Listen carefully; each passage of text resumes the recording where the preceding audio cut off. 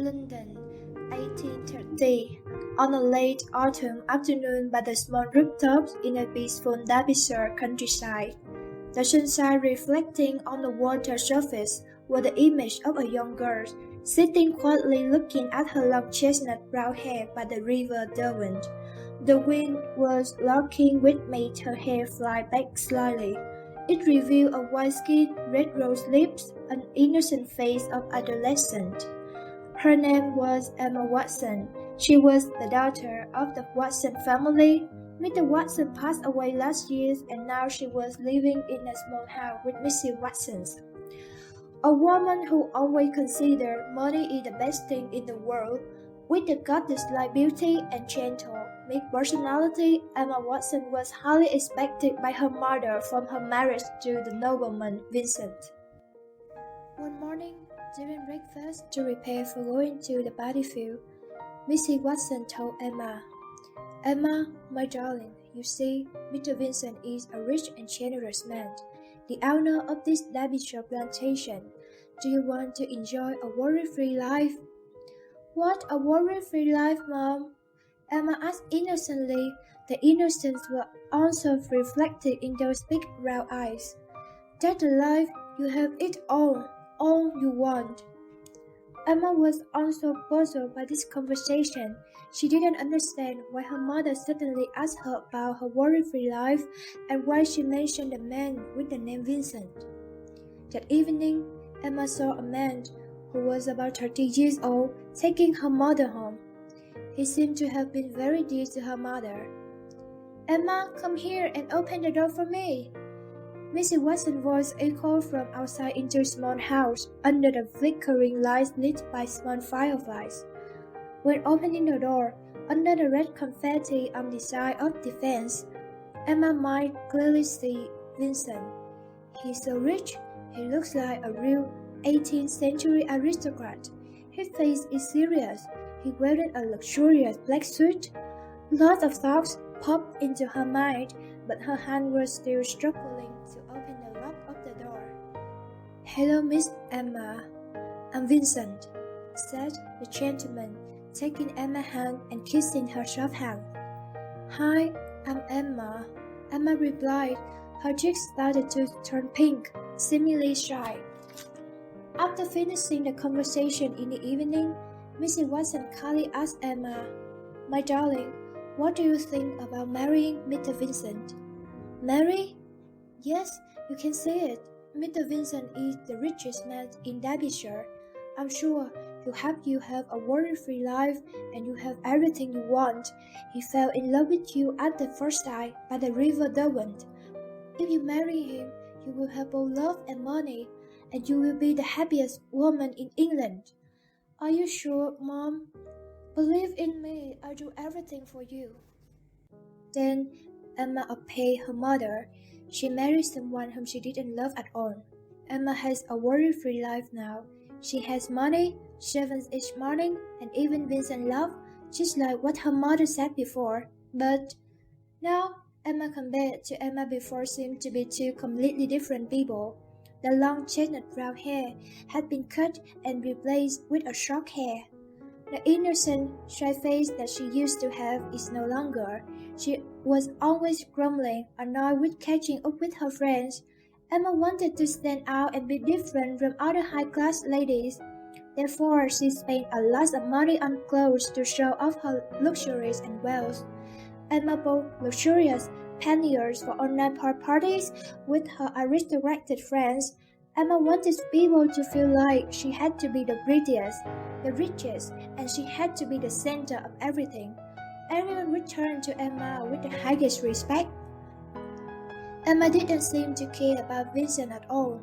To Emma, Vincent looked like a money machine, and even Vincent thought that his money could make a person whom he loves to love him back. Everything would continue until the appearance of Rosie.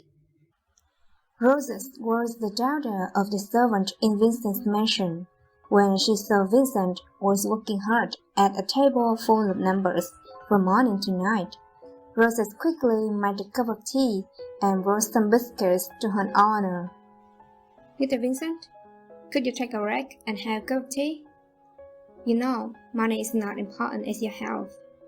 You've been sitting at this table from dawn to dusk. Aren't you tired? Rosie calmly asked. At this moment, the pen in Vincent's hand suddenly stopped. There seemed to be something in his eyes. Sir, I don't mean to bother you, but you see, you keep walking without rag. I just care about you, not intentionally interrupt your £100 business. Rosie started to feel worried when she didn't hear Vincent's reply. I'm sorry. I got up here immediately. Wait, what's your name? I want to know your name. I'm Rosie, just a daughter of Mr. Dermot, the servant in this mansion. If I want to see you, how can I do it? Vincent asked Rosie. Whenever, Rosie replied and smiled, revealing two pretty dimples. Many months had passed. Emma was still the same, still partying all night in luxurious pubs, still buying luxury dresses worth thousands of dollars. Her body always had a strong fragrance of the scent of noble perfume bottle. She felt her old decision was right when she listened to her mother to marry Vincent. Vincent was very happy now. Perhaps it might not be because he makes a lot of money from estate projects in the countryside of the East Midlands of England, but that was happiness with a girl who really cared about him, loved him as he ever wanted. The person wasn't Emma, but Rosie. Rosie also felt happy, but there seemed to be something holding her back when she was in the ambiguous love triangle.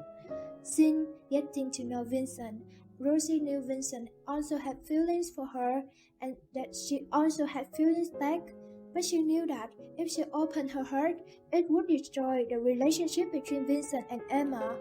Rosie liked Vincent, liked him very much. She didn't say it, but whenever she stood by Vincent, the heart of young girl was beating fast. Emma, I want to talk to you. What's wrong, honey? Will you give me money to buy a pub by the Darwin for my upcoming 22nd birthday? If you like it, I will buy this pub for you. What else? I will buy you more, whatever makes you happiest. I know, you love me the most in the world, right? I want feather headbands, empire watch dresses, honey, and I also want a diamond watch and a... Vincent cut off. That's enough. Whatever you like, I will buy it all for you. But after getting all the things that make you happy, we will end this marriage. Emma, both you and I will be free. I will be free from this blind, unrequited love. And you will be happy with what you consider to make you happy. The best of both worlds. Vincent spoke decisively. I disagree. I completely disagree. Emma screamed. Why not? 'Cause I love you. How can you say break up with me right away? Have you worked so hard that you're disturbed? Let me ask you a question, Emma. Do you love me? Or do you love my money? Vincent began to gently roll his blue eyes over Emma.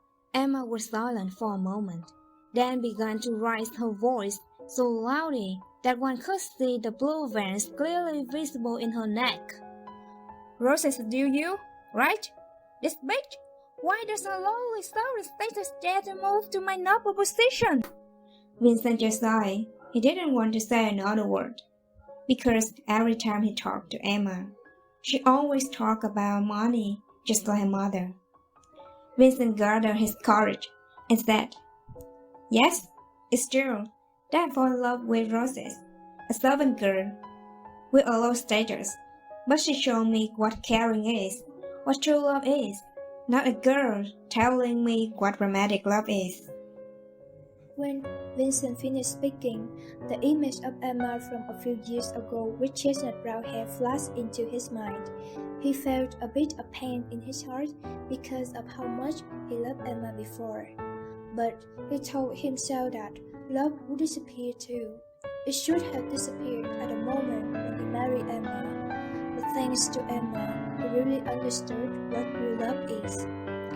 Having said that, Vincent left, leaving Emma alone in this magnificent, luxurious mansion. Emma came close to the mirror at the window. She looked at it for a long time and was surprised. She wondering if the person in the mirror is Emma Watson, or is it a woman overpowered by the power of money who pursues a worry-free life. Suddenly, Emma turned her eyes to the window pane that had been blurred by the winter wind. Vincent took Rosie's hand. The two talked and laughed and walked out of the palatial mansion